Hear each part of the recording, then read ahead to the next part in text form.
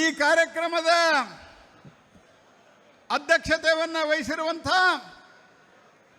ನಮ್ಮ ರಾಜ್ಯದ ಭಾರತೀಯ ಜನತಾ ಪಾರ್ಟಿಯ ಅಧ್ಯಕ್ಷರಾದಂಥ BY ವಿಜಯೇಂದ್ರ ಅವರೇ, ರಾಜ್ಯದ ವಿಧಾನಸಭೆಯಲ್ಲಿ ವಿರೋಧ ಪಕ್ಷದ ನಾಯಕರು ಸರ್ಕಾರವನ್ನು ಕಟಕಟೆಯಲ್ಲಿ ನಿಲ್ಲಿಸುವುದರಲ್ಲಿ, ವಿಶೇಷವಾಗಿ ಮೊನ್ನಿನ ವಿಧಾನಸಭೆಯ ಅಧಿವೇಶನದಲ್ಲಂತೂ ಸರ್ಕಾರವನ್ನು ಅತ್ಯಂತ ಇಕ್ಕಟ್ಟಿನಲ್ಲಿ ಸಿಲುಕಿಸಿದಂಥ ಸನ್ಮಾನ್ಯ R. ಅಶೋಕ್ ಅವರೇ, ವಿಧಾನ ಪರಿಷತ್ತಿನ ವಿರೋಧ ಪಕ್ಷದ ನಾಯಕರು, ನಮ್ಮೆಲ್ಲರ ಆತ್ಮೀಯರಾದಂಥ ಛಲವಾದಿ ನಾರಾಯಣಸ್ವಾಮಿ ಅವರೇ, ವೇದಿಕೆಯ ಮೇಲೆ ಇರುವಂಥ ಎಲ್ಲ ನನ್ನ ಆತ್ಮೀಯ ನಾಯಕ ಮಿತ್ರರೇ ಹಾಗೂ ರಾಜ್ಯದ ಮೂಲೆ ಮೂಲೆಗಳಿಂದ, ವಿಶೇಷವಾಗಿ ಕರ್ನಾಟಕದ ಉತ್ತರದ ಭಾಗದಿಂದ ಬಹಳ ದೊಡ್ಡ ಸಂಖ್ಯೆಯಲ್ಲಿ ಇಲ್ಲಿ ನಮ್ಮ ಕಾರ್ಯಕರ್ತರು ಬಂದಿದ್ದಾರೆ, ಮಂಜುನಾಥನ ಭಕ್ತರು ಬಂದಿದ್ದಾರೆ. ನಿನ್ನೆ ನಮ್ಮ ಭಾಗದಲ್ಲಿ, ಅಂದರೆ ಉತ್ತರ ಕರ್ನಾಟಕದ ಭಾಗದಲ್ಲಿ ಬಹುತೇಕ ಕಡೆ 5ನೇ ದಿವಸದ ಗಣಪತಿಯ ವಿಸರ್ಜನೆ ಕಾರ್ಯಕ್ರಮ, ಈ 5ನೇ ದಿವಸದ ಗಣಪತಿಯ ವಿಸರ್ಜನೆಯ ಕಾರ್ಯಕ್ರಮವನ್ನು ಮಾಡಿ ರಾತ್ರಿ ಎಲ್ಲ ಪ್ರಯಾಣ ಮಾಡಿ ಇವತ್ತು ಯಾರು ಮಂಜುನಾಥನ ಕ್ಷೇತ್ರಕ್ಕೆ ಬಂದು ಷಡ್ಯಂತ್ರ ಮಾಡುವಂತ ಪ್ರಯತ್ನ ಮಾಡಿದ್ದಾರೆ ಅವರನ್ನ ಒಂದು ಕೈ ನೋಡೋಣ ಅಂತ ಬಂದಿರುವಂತಹ ನನ್ನೆಲ್ಲ ಆತ್ಮೀಯ ಭಕ್ತರೇ, ನೋಡ್ಕೊಳ್ತಿರಲಿಲ್ಲ ಅವ್ರನ್ನ, ಯಾರು ಷಡ್ಯಂತ್ರ ಮಾಡಿದವ್ರನ್ನ ನೋಡ್ಕೊಳ್ಳೋದಂತಂದ್ರೆ ಹೊಡಿದು ಬಡೋದಲ್ಲ, ಸಮಾಜ ಅವ್ರನ್ನ ತಿರಸ್ಕಾರ ಮಾಡಬೇಕು. ಆ ರೀತಿಯಾದಂಥ ಒಂದು ಜಾಗೃತಿಯನ್ನ ನಿರ್ಮಾಣವನ್ನು ನಾವು ಮಾಡಬೇಕು ಸ್ನೇಹಿತರೆ. ನನಗೆ ಇಲ್ಲಿ ಬಂದ ನಂತರ ಮಾಧ್ಯಮದವರು ಕೇಳ್ತಾ ಇದ್ರು, ಅವ್ರು ಹೇಳಿದ್ದೇನು ಅಂತಂದ್ರೆ, ಯಾಕೆ ಈ ರೀತಿ ಮಾಡ್ತಾರೆ ಕಾಂಗ್ರೆಸ್ ಪಾರ್ಟಿಯವರು, ಕಾಂಗ್ರೆಸ್ ಸರ್ಕಾರದವರು ಅಂತ, ಧರ್ಮಸ್ಥಳದಲ್ಲಿ ಯಾಕೆ ಈ ರೀತಿ ಆಯಿತು ಅಂತ. ನಾನು ಅವ್ರಿಗೆ ಹೇಳಿದೆ, ಕಾಂಗ್ರೆಸ್ ಪಾರ್ಟಿ ಈ ದೇಶದಲ್ಲಿ ಹಿಂದೂಗಳ ವಿರುದ್ಧವಾಗಿ, ತುಷ್ಟೀಕರಣದ ಪರವಾಗಿ, ಐತಿಹಾಸಿಕವಾಗಿ ಈ ದೇಶದಲ್ಲಿ ಕಾಂಗ್ರೆಸ್ ಪಾರ್ಟಿ ಸದಾ ಕಾಲಕ್ಕೂ ಹಿಂದೂ ಸಮಾಜಕ್ಕೆ ಅಂದರೆ ತಿರಸ್ಕಾರವನ್ನು ಮಾಡೋದು, ಅಲ್ಪಸಂಖ್ಯಾತರು ಅಂದರೆ ತುಷ್ಟೀಕರಣ ಮಾಡುವಂಥದ್ದು ಇವರ ರಕ್ತದಲ್ಲಿ ಬಂದಿದೆ ಸ್ನೇಹಿತರೆ. ನಿಮಗೆ ನೆನಪಿರಬೇಕು, ಇತ್ತೀಚೆಗೆ ಪಹಲ್ಗಾಮ್ದಲ್ಲಿ ಒಂದು ಘಟನೆ ನಡೆಯಿತು. ದೇಶದ ಜನರು ಏನಲ್ಲಿ ಪ್ರವಾಸಿಗರಾಗಿ ಹೋಗಿದ್ರು, ಆ ಪ್ರವಾಸಿಗರ ಧರ್ಮವನ್ನು ಕೇಳಿ ಅವರನ್ನು ಹತ್ಯೆ ಮಾಡಿದರು. ಆ ಹತ್ಯೆ ಮಾಡಿದ ನಂತರ ಆಪರೇಷನ್ ಸಿಂಧೂರ ನಡೆಯಿತು. ಈ ಆಪರೇಷನ್ ಸಿಂಧೂರದ ಸಮಯ ಪಾಕಿಸ್ತಾನ ಕೇಳಬಹುದಾದಂತಹ ಪ್ರಶ್ನೆಯನ್ನು ಕಾಂಗ್ರೆಸ್ ಪಾರ್ಟಿಯವರು ಸರ್ಕಾರಕ್ಕೆ ಕೇಳ್ತಾ ಇದ್ದರು. ಸ್ನೇಹಿತರೆ, ಅಷ್ಟೇ ಅಲ್ಲ, ಆ ಸಂದರ್ಭದಲ್ಲಿ ತಿಂಗಳುಗಟ್ಟಲೆ ನಮ್ಮ ಸದನವನ್ನು ನಡೀಲಿಕ್ಕೆ ಬಿಡಲಿಲ್ಲ. ಲೋಕಸಭೆ ಮತ್ತು ರಾಜ್ಯಸಭೆಯನ್ನ ನಾವು ಕಾಂಗ್ರೆಸ್ ಪಾರ್ಟಿ ಮತ್ತು ಅವರ ಸ್ನೇಹಿತರ ಜೊತೆಗೆ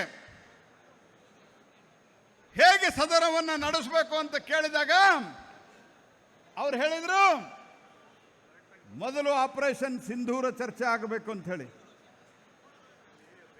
ಆದರೆ ಆಪರೇಷನ್ ಸಿಂಧೂರದ ಚರ್ಚೆಯ ಸಂದರ್ಭದಲ್ಲಿ ಸ್ನೇಹಿತರೆ, ನಿಮಗೆ ನೆನಪಿರಬೇಕು, ಈ ದೇಶದಲ್ಲಿ ಭಯೋತ್ಪಾದನೆ ಘಟನೆಗಳು ಅನೇಕ ನಡೆದು ವಿಶೇಷವಾಗಿ ಸೋನಿಯಾ ಗಾಂಧಿ ಮನಮೋಹನ್ ಸಿಂಗ್ ಸರ್ಕಾರದ ಅವಧಿಯೊಳಗ ಅದು ಮುಂಬೈ ಅಟ್ಯಾಕ್ ಇರಬಹುದು, ಅದು ಪುಣೆ ಇರಬಹುದು, ಹೈದರಾಬಾದ್ ಇರಬಹುದು, ಬೆಂಗಳೂರು ಇರಬಹುದು, ಡೆಲ್ಲಿ ಇರಬಹುದು, ಅನೇಕ ಕಡೆ ಟೆರರಿಸ್ಟ್ ಅಟ್ಯಾಕ್ಗಳಾಗ್ತಾ ಇದ್ದು. ಇದಕ್ಕಿಂತ ದೊಡ್ಡ ಟೆರರಿಸ್ಟ್ ಅಟ್ಯಾಕ್ಗಳದು. ಆದರೆ ಕಾಂಗ್ರೆಸ್ ಪಾರ್ಟಿಯವರಿಗೆ ಪಾಕಿಸ್ತಾನಕ್ಕೆ ನೀವು ಮಾಡಿದ್ದೀರಿ ಅಂತ ಹೇಳಿ ಅವರನ್ನ ತಹಬಂದಿಗೆ ತರುವಂಥ ಒಂದು ತಾಕತ್ತಿರಲಾರದಂಥ ಒಂದು ಪಾರ್ಟಿ, ಒಂದು ಸರ್ಕಾರ ಇತ್ತು. ನಮಗೆ ಯಾರು ಕಿಮ್ಮತ್ತ ಕೊಡ್ತಿರಲಿಲ್ಲ. ಆದರೆ ಯಾವಾಗ 100 ಕಿಲೋಮೀಟರ್ ಒಳಗಡೆ ಪಾಕಿಸ್ತಾನಕ್ಕೆ ಒಳಗೆ ಹೊಕ್ಕು ಪಾಕಿಸ್ತಾನದಲ್ಲಿದ್ದಂಥ 100ಕ್ಕಿಂತ ಹೆಚ್ಚು ಭಯೋತ್ಪಾದಕರನ್ನ ಇದ್ದಲ್ಲೇ ಮುಗಿಸಿ ನಮ್ಮ ಸೈನಿಕರು ಬಂದಾಗ ನಮಗೆ ಪ್ರಶ್ನೆ ಮಾಡ್ತಾರೆ. ಚಿದಂಬರ ಪ್ರಶ್ನೆ ಏನು? ನಮ್ಮ ಅನೇಕ ಎಂಪಿಗಳಿಲ್ಲಿದ್ದಾರೆ. ದೇಶದ ಗೃಹ ಮಂತ್ರಿಯಾಗಿದ್ದಂಥ ಚಿದಂಬರಂ ನಮಗೆ ಪ್ರಶ್ನೆ ಕೇಳ್ತಾರೆ. ಪೆಹಲ್ಗಾಮ್ ಅಟ್ಯಾಕ್ ಮಾಡಿದಂಥವರು ಅವರು ಪಾಕಿಸ್ತಾನದವರು, ಏನು ಗ್ಯಾರಂಟಿ ಏನು ಪಾಕಿಸ್ತಾನದವರು ಅಂತ ಹೇಳಿ?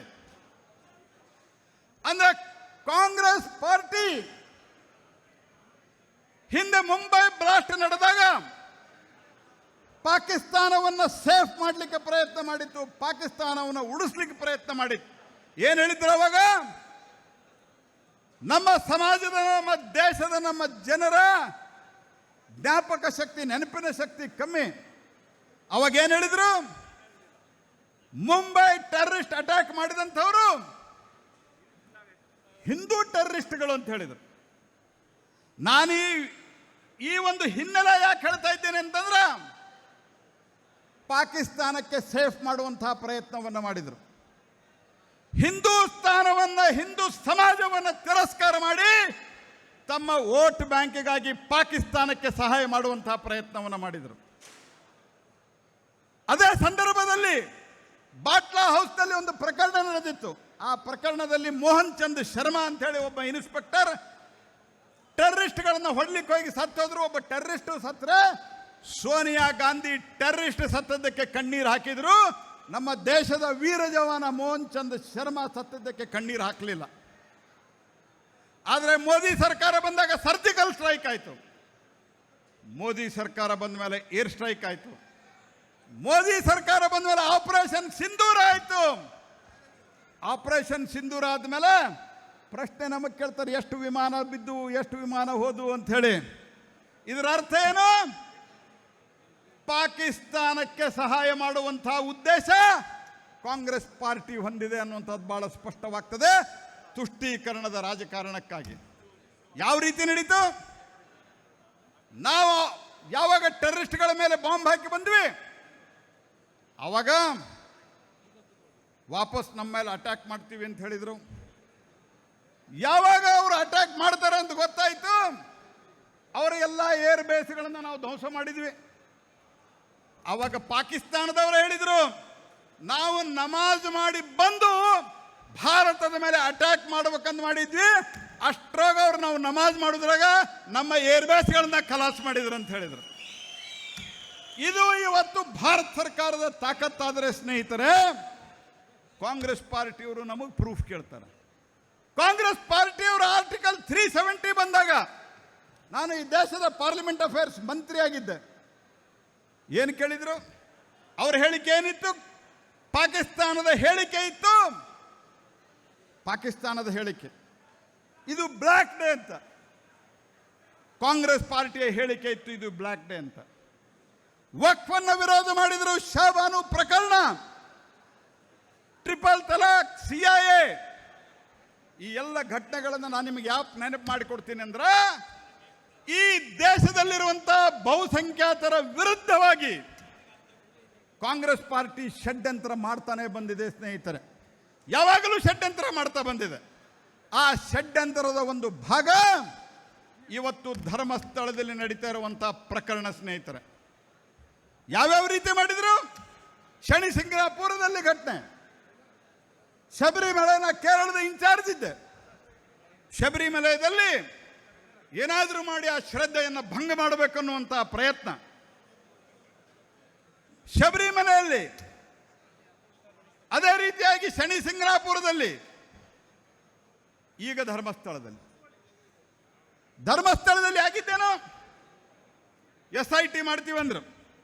ಇವತ್ತು ಪ್ರಶ್ನೆಗಳ ಕಾಂಗ್ರೆಸ್ ಪಾರ್ಟಿಯವರು DK ಶಿವಕುಮಾರ್ ಕೇಳ್ಯಾರ, ಸಿದ್ದರಾಮಯ್ಯನವ್ರು ಕೇಳ್ಯಾರ, SIT ಸ್ವಾಗತ ಮಾಡ್ತೀವಿ ಅಂದರು. ನಾವು ಹೇಳಿದ್ವಿ ನಾವು ಯಾವ ತನಿಖೆಯನ್ನು ಮಾಡ್ರಿ ಅಂತ. ಇಲ್ಲಿನ ಪೂಜ್ಯ ವೀರೇಂದ್ರ ಹೆಗಡೆ ಅವರು ಹೇಳಿದರು. ವಿರೋಧ ಪಕ್ಷವಾಗಿ ಕರ್ನಾಟಕದಲ್ಲಿ ನಾವು ಹೇಳಿದ್ವಿ. ಆದರೆ ಯಾವ ಬಂದಿದ್ನಲ್ಲ ಮುಸುಕುದಾರಿ, ನಿಮ್ಮ ಸ್ನೇಹಿತ, ಕಾಂಗ್ರೆಸ್ ಪಾರ್ಟಿಯ ಸ್ನೇಹಿತ, ಅವನಿಗೆ ಎನ್ಕ್ವೈರಿ ಮಾಡ್ಬೇಕಂತ ಅನ್ನಿಸ್ಲಿಲ್ಲ ನಿಮ್ಗೆ? ಅವನು ಹಿಡ್ಕೊಂಬಂದು ನಾಲ್ಕು ಒದಿಬೇಕಂತ ಅನ್ನಿಸ್ಲಿಲ್ಲ ನಿಮ್ಗೆ? ಮೊದಲ ಎಲ್ಲಿದ್ದೋ ಮಂದಿಪ್ಪ ಈ ಬುರುಡೆ ಅಂತ ಹೇಳಿ. ಸ್ನೇಹಿತರ, ಈ ದೇಶದೊಳಗೊಂದು ಕಾನೂನು ಅದ. ನೀವು ಯಾವುದರೆ ಒಂದು ಶವವನ್ನು, ಹೆಣವನ್ನು ಹುಗಿದ್ರ ಅದನ್ನು ವಾಪಸ್ ತೆಗಿಬೇಕಂದ್ರೆ ಮ್ಯಾಜಿಸ್ಟ್ರೇಟ್ ಪರ್ಮಿಷನ್ ಬೇಕು. ಅನೇಕ ಲಾಯರ್ ಕೂತಾರೆ ಇಲ್ಲಿ. ಆ ಬುರುಡೆ ಎಲ್ಲಿ ತೊಗೊಂಬಂದ್ ಮಾವ? ಆ ಬುರುಡೆ ತೊಗೊಂಬಂದು ಅವ್ನು ಪ್ರಶ್ನೆ ಯಾಕೆ ಮಾಡಲಿಲ್ಲ? ಸ್ಥಳೀಯ ಪೊಲೀಸರು ಹೇಳಿದ್ರು ಅವನ ಮೊದಲು ಎನ್ಕ್ವೈರಿ ಮಾಡಬೇಕಂತ. ಸೋಮವಾರ ದಿವಸ ಕೇಸ್ ಬರೆದಿತ್ತು ಕೋರ್ಟ್ನಲ್ಲಿ ಅವ್ನು ನಾರ್ಕೋ ಅನಾಲಿಸಿಸ್ ಮಾಡೋದಕ್ಕೆ. ಭಾನುವಾರ ದಿವಸ SIT ಕಾನ್ಸ್ಟಿಟ್ಯೂಟ್ ಮಾಡಿದ್ರು. ಯಾಕೆ ಮಾಡಿದ್ರು?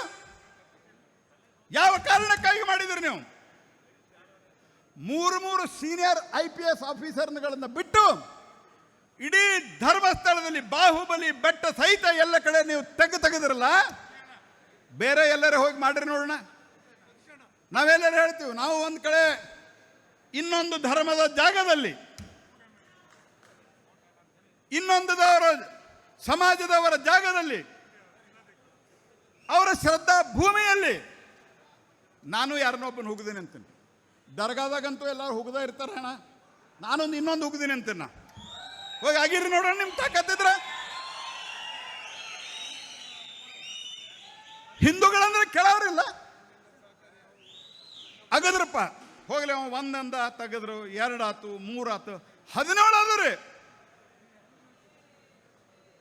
17 ಆದ್ರೂ ಬಿಡ್ಲಿಕ್ಕೆ ತಯಾರಿದ್ದಿಲ್ಲ. ಯಾವಾಗ ಇಡೀ ರಾಜ್ಯದೊಳಗೆ ಜನ ಚೀತು ಅಂತ ಹೇಳಿ ಸಿದ್ದರಾಮಯ್ಯನವ್ರಿಗೆ, DK ಶಿವಕುಮಾರ್ ಅವ್ರಿಗೆ ಉಗಿಲಿಕ್ಕೆ ಶುರು ಮಾಡಿದ್ರು, ಆವಾಗ ಇದು ಬಂದಾಯ್ತು. ಇದ್ರೊಳಗೆ ಸಂಪೂರ್ಣವಾದಂತಹ ಷಡ್ಯಂತ್ರ ಇದೆ. ನಾನು ಇವತ್ತು ಹೇಳ್ತಾ ಇದ್ದೇನೆ,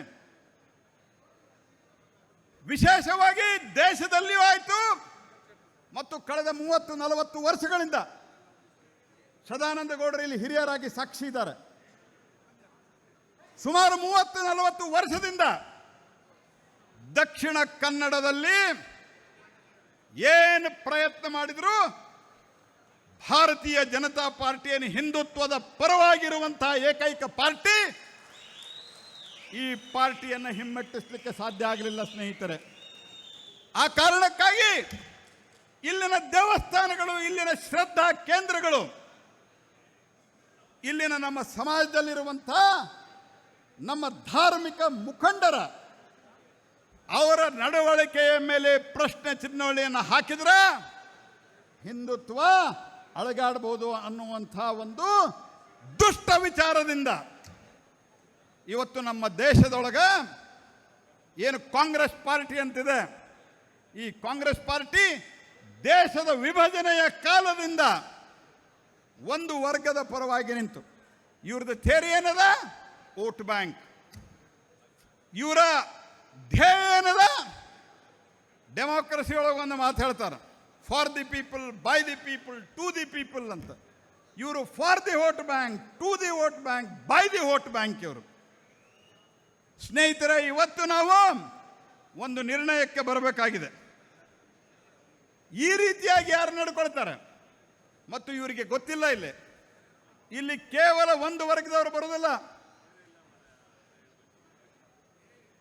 ಹುಬ್ಬಳ್ಳಿ, ಧಾರವಾಡ ಆ ಭಾಗದಿಂದ ಹಾವೇರಿ, ಗದಗ್, ಬಾಗಲಕೋಟೆ, ಬಿಜಾಪುರ, ಇಲ್ಲಿಂದ ಎಲ್ಲ ವರ್ಗದವರು, ಅದರಲ್ಲೂ ಕೂಡ ಅತ್ಯಂತ ಹಿಂದುಳಿದ ವರ್ಗದವರು, SC ST ಜನಾಂಗದವರು ಬಂದು ಅಣ್ಣಪ್ಪನ ಮುಂದೆ ನಮಸ್ಕಾರ ಹಾಕಿ ಮಂಜುನಾಥನಿಗೆ ಮುಡಿ ಇಟ್ಕೊಟ್ಟು ಹೋಗುವಂತಹ ಒಂದು ಸಂಪ್ರದಾಯ ನಮ್ಮ ನಾಡಿನಲ್ಲಿದೆ.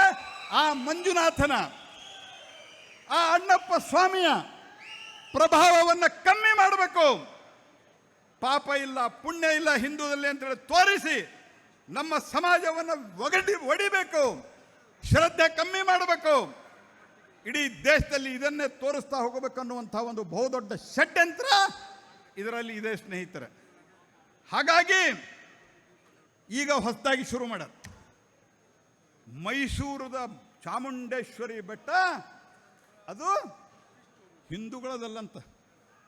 ಯಾರ್ದ್ರಿ ಹಿಂದೂಗಳಲ್ಲ ಅಂತಂದ್ರೆ ಡಿ.ಕೆ. ಶಿವಕುಮಾರ್, ಅದು ಮುಜರಾಯಿ ಇಲಾಖೆಯಲ್ಲದಂದ್ರೆ ಹಿಂದೂ ದೇವಸ್ಥಾನದಲ್ಲಿ ಬರ್ತದೆ. ಇಷ್ಟಾದರೂ ನಿಮಗೆ ಗೊತ್ತಿರ್ಬೇಕಲ್ಲ, ಏನು ಆದರೂ ಹೊಡಿಬೇಕಂತ ಮಾಡಿರಿ ನೀವು.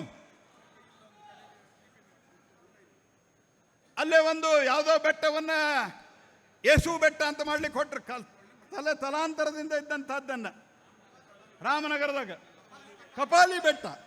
ಹಂಗೆ ಈ ಬೆಟ್ಟ ಏನ್ರಿ ಮಾಡ್ಲಿಕ್ಕೆ ಹೊಟ್ರೇನ್ರಿ ಡಿ.ಕೆ. ಶಿವಕುಮಾರ್? ಏನ್ ನಡೆಸಿರಿ ನೀವು ರಾಜ್ಯದೊಳಗ?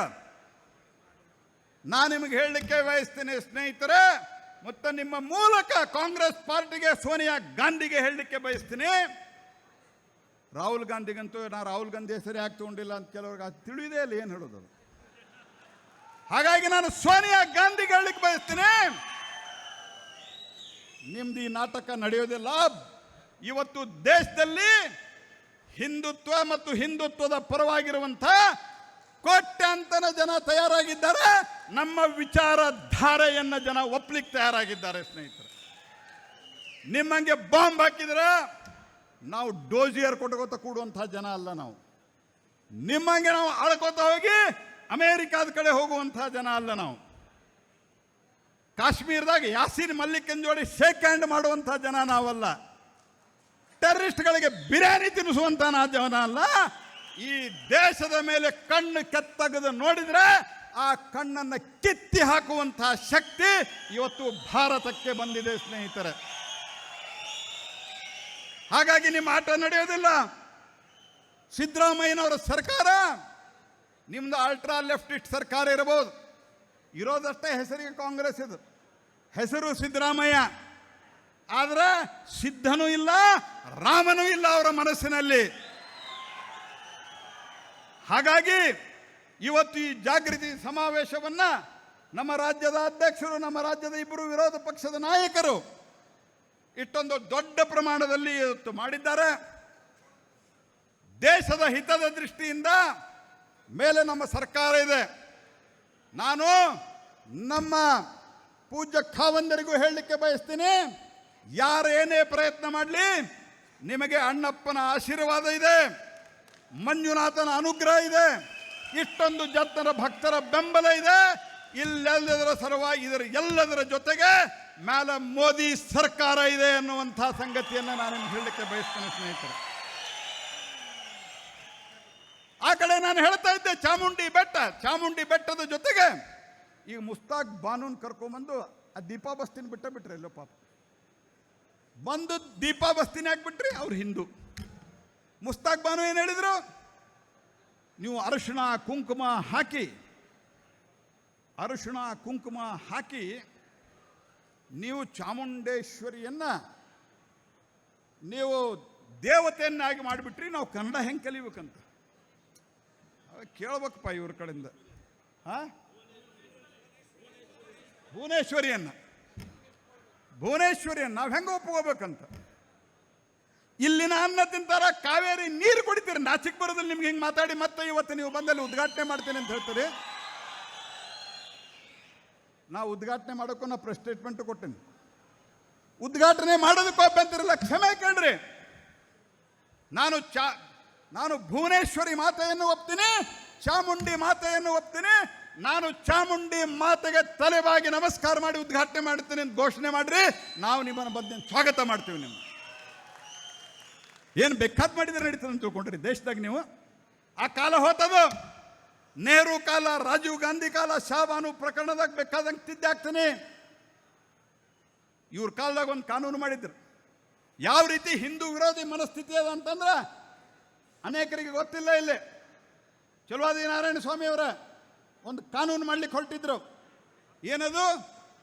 Communal violence bill. ಆ ಕಮ್ಯುನಲ್ ವೈಲೆನ್ಸ್ ಬಿಲ್ ಅಂದರೆ ನಿಮ್ಮ ಊರಾಗ ನಿಮ್ಮ ಓಣ್ಯಾಗ ಗದ್ದಲಾದ್ರೆ ಅದಕ್ಕೆ ಬೇರೆ ಯಾರು ಹೊಣೆಗಲ್ಲ, ಕೇವಲ ಹಿಂದೂಗಳು ಮಾತ್ರ ಹೊಣೆ ಅನ್ನುವಂಥ ಒಂದು ಕಾನೂನು ಮಾಡಲಿಕ್ಕೆ ಹೊಂಟಂತ ನಿರ್ಲಜ್ಜ ಕಾಂಗ್ರೆಸ್ ಸರ್ಕಾರ. ಅವತ್ತು 4 ಜನ ಈ ಕಾನೂನು ಜಾರಿಗೆ, 7 ಜನ ಸಮಿತಿ, ಅದರೊಳಗೆ 4 ಜನ ಅಲ್ಪಸಂಖ್ಯಾತರು ಇರ್ಬೇಕಂತ ಕಾನೂನು ಮಾಡಲಿಕ್ಕೆ ಕೊಟ್ಟಿದ್ರು.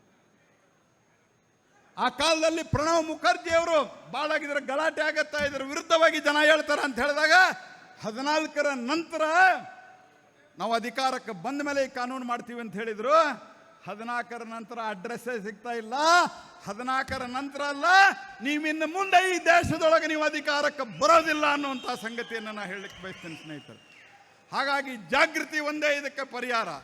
ಜಾತಿ, ಮತ, ಪಂಥ, ಭೇದ ಎಲ್ಲವನ್ನು ಬಿಟ್ಟು, ಭಾಷೆ ಎಲ್ಲವನ್ನು ಬಿಟ್ಟು ನಾವು ಒಂದಾಗಿ ಈ ದೇಶದ ಹಿತಕ್ಕಾಗಿ, ದೇಶದಿಂದ ಹೊರಗಡೆ ಆಕ್ರಮಣವಾದಾಗ ಅದಕ್ಕೂ ಎದುರಿಸಲಿಕ್ಕೆ ನಮ್ಮ ಸೈನಿಕರಿಗೆ ನೈತಿಕ ಬೆಂಬಲವನ್ನು ಕೊಡ್ತಾ, ದೇಶದೊಳಗೆ ಒಳಗಿದ್ದಂಥವ್ರಿಂಥ ಕುಚ್ಚಿತ ಬುದ್ಧಿಯವರು ನಮ್ಮ ಸಮಾಜದ ವಿರುದ್ಧ ಷಡ್ಯಂತ್ರ ಮಾಡಬೇಕಾದ್ರೆ ಅದರ ವಿರುದ್ಧವಾಗಿ ಧ್ವನಿ ಎತ್ತಲಿಕ್ಕೆ ಸಮಾಜ ಒಂದಾಗಬೇಕು. ಅಣ್ಣಪ್ಪನ ಆಶೀರ್ವಾದ ಎಲ್ಲರಿಗೂ ಇದೆ. ಅಣ್ಣಪ್ಪನ ಆಶೀರ್ವಾದ, ಮಂಜುನಾಥನ ಅನುಗ್ರಹ ಎಲ್ಲರಿಗೂ ಇದೆ.